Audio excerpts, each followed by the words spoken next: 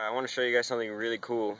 If your amplifier is making your speakers have a crackling, horrible, shitty sound, watch this.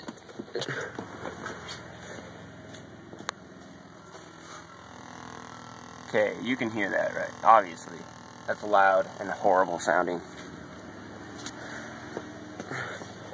And I can hear it right now. But watch.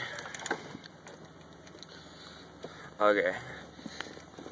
This is gonna be hard to film and shit, but hold on, I'll be right back. If you put a little speaker wire in the RCA right there, and then plug it in with the speaker wire,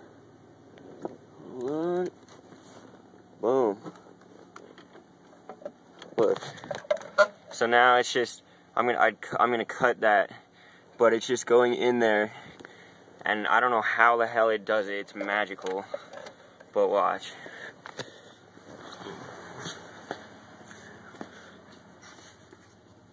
Absolutely no sound.